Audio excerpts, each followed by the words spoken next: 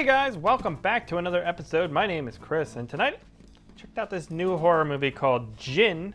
It is directed by one David Charbonier and Justin Powell. Not quite sure if I said that right. So Djinn is about a young mute boy who moves into this apartment, stumbles upon a book in his closet, not sure how it got there, it doesn't matter, does a ritual to summon a Djinn so that he can get a wish, and then some supernatural hijinks ensue. The movie takes place in basically one location the entire movie. Like I said, it's an apartment, and it's all over one night. There's also another character, his dad, I guess. I don't know. He looks like his grandfather. It's weird. He's like 65, and this kid's like 10. And my kid's 10, and I'm like 30-something. But anyway, some people just have children very late in life, or just look really old, and maybe he's actually like 35, but he looks 65. It's a thing. I feel like I'm getting off on this. This is a little, we're just gonna keep going. Anyways, so this movie has really high score on Rotten Tomatoes. It has a really pretty cool looking cover. Interesting concept of a Djinn. There's not too many things you see with that like mythology, so I was really kind of interested in this movie.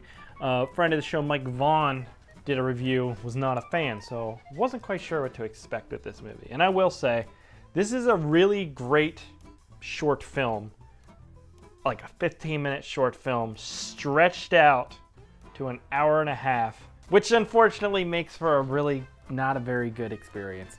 Don't get me wrong, there's a ton of positives to the movie. It looks fantastic. It looks Hollywood.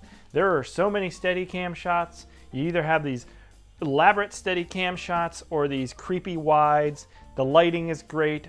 It's a small, cramped apartment, and they made good use of it. The acting is okay. Not really the actor's fault, I would say, why it kind of doesn't work all the time. And the effects waver between good and okay. The score is good. Basically, the production team really showed up. This movie looks fantastic. But this movie also feels like... I've been to a bunch of filmmaker meetups, and at these kind of filmmaking meetups, you'll meet a lot of camera guys, and they'll go off about cameras and lenses and gear, and they're really into gear. And then you talk to them, and what they're there for is because they want to make a movie, but they're not creative enough to come up with a story. And that's really kind of how this movie feels like.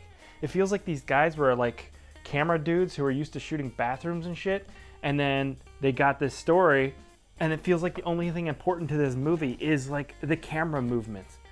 Like, I'm not kidding. There are so many elaborate Steadicam shots. There's this one sequence where it slowly prods through this apartment, and the camera swivels and goes around, and you're like, oh yeah, this is all pretty cool.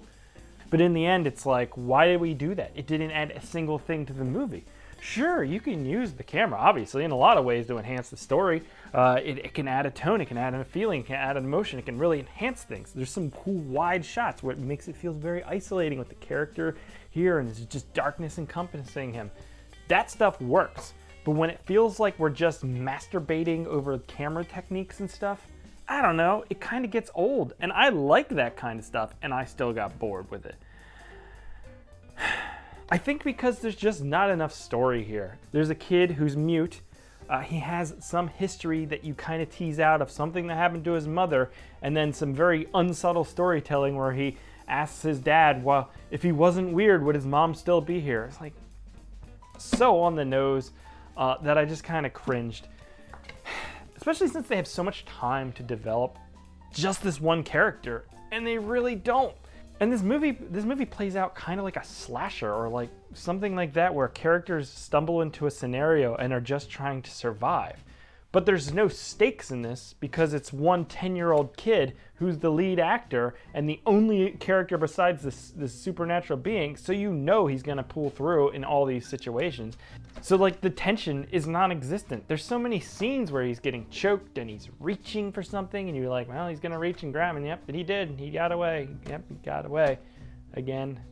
Because why wouldn't he? Because the movie's not gonna end 20 minutes in. Now, that being said, there is a twist by the end. Kind of a clever thing that they do with the Djinn mythology that they paint very loosely throughout this movie.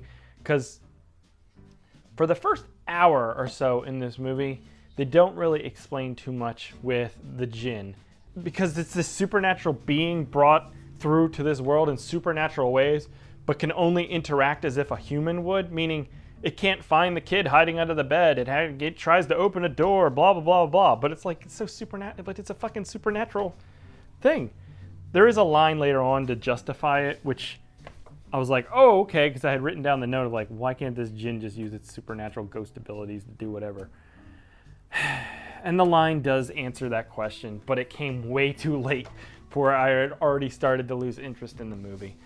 So I wasn't a big fan. This movie got old, it got boring, and got repetitive, especially during the second act, which is basically the entire movie. I think if you gave this production crew and these directors like a really good script, they would execute on something very well. I think they executed on this script probably very well. I just think there's just not enough here in this script to justify an 1.5 hour long movie. Guess that's my problem. So, the Djinn, it's out now. Maybe I'm wrong, maybe I'm missing something, but this just didn't work for me. Like I said though, just reiterating, tons of positives. The production is insanely good. The acting, okay. Story, interesting premise. Just wish it would have went somewhere. And I like the end too. Like I did like the end. It's just that whole hour and 15 minutes between the 5-minute setup and the 10-minute ending that just needed more for me. So that's gonna do it for the Djinn. Check it out now and then let me know what you think, and I'll catch you here next time, guys. Goodbye.